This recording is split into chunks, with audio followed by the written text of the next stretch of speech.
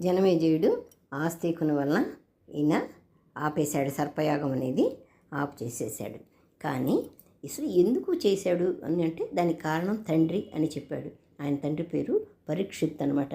ఈ పరీక్షిత్ ఎవరంటే అర్జునుడికి మనవడవుతాడు, అభిమన్యుడికి కుమారుడవుతాడు, జనమేజయుడికి మాత్రం తండ్రి అవుతాడు. ఆయన ఈ జనమేజయుడు పిల్లలు పుట్టారు. పిల్లలు పుట్టి పెరిగిన తర్వాత ఈయన అడవికి వెళ్ళాడు, వేటకని అడవికి వెళ్ళాడు కొంతకాలానికి. ఆయన అప్పటికే కొంచెం పెద్దవాడయ్యాడు. అయినా కూడా ఆయన వేటకు వెళ్ళాడనమాట.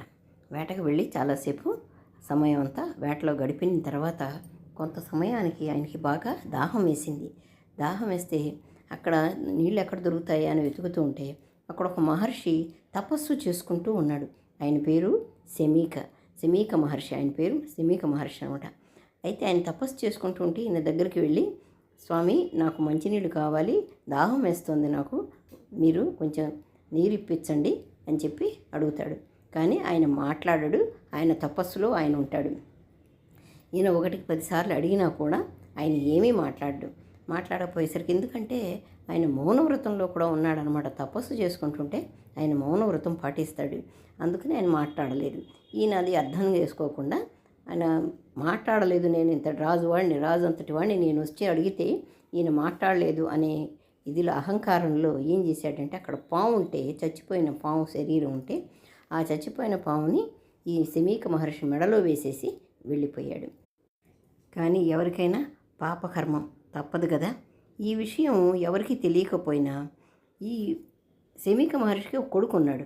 అతని పేరు శృంగి. అతనికి ఒక స్నేహితుడు ఉన్నాడు. ఆ స్నేహితుడు ఈ శృంగికి చెప్పాడు, మీ తండ్రి మెడలో ఆ రాజు వచ్చి చచ్చిపోయిన పామును వేశాడు, ఆయనకి దాహం వేసిందంట, అందుకని ఆయన ఇవ్వలేదని చెప్పి మీ తండ్రి మెడలో వేశాడు పాముని, అవమానించాడు అని చెప్పేసరికి ఈ శృంగికి చాలా కోపం వచ్చేసింది. కోపం వచ్చి అక్కడున్న నీళ్లు చేతిలోకి తీసుకొని ఆయన శపించాడు. ఈ రోజు నుంచి 7 రోజుల లోపల, 7 దినాల లోపల ఆ తక్షకుడు అనేటువంటి సర్పరాజు వల్ల ఆయనకి మరణం తథ్యం అని చెప్పి ఆయన శపించేశాడు అనమాట. పరీక్షిత్తుకి మరణం 7 రోజుల్లో వస్తుందని శపించేశాడు. అలా శపించగానే ఈయన మళ్ళీ ఇంటికి వెళ్ళాడనమాట. ఆశ్రమానికి వెళ్ళాడు. వెళ్ళి తండ్రితో చెప్పాడనమాట ఈ విషయం అంతా. చెప్పిన తర్వాత తండ్రి, అయ్యో అది తప్పు నాయనా అని బాధపడ్డాడు. ఎందుకంటే నేను మౌనవ్రతంలో ఉన్నాను, తపస్సులో ఉన్నాను, అదే ఆయన గ్రహించలే. నేను చెప్తానేమో అనుకున్నాడు.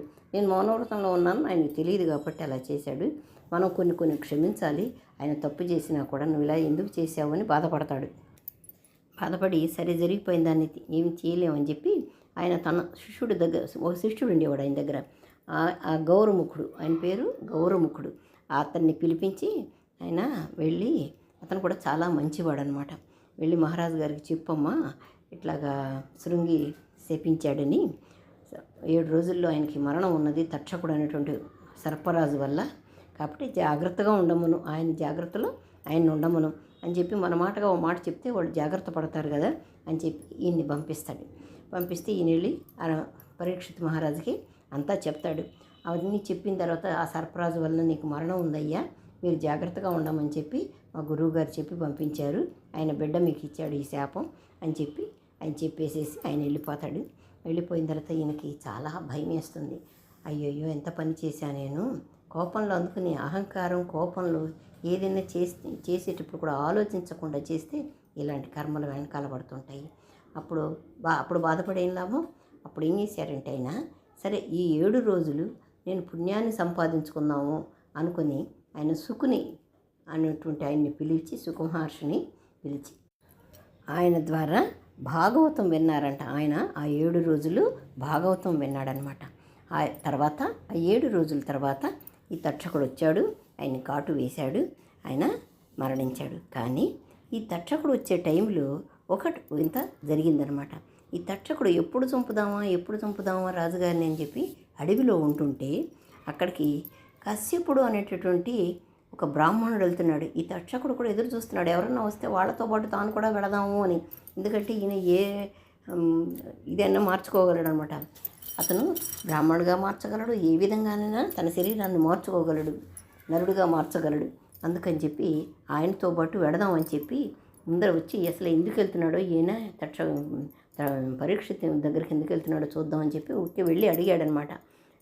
ఏం స్వామి మీరు ఎక్కడికి వెళ్తున్నారు అని.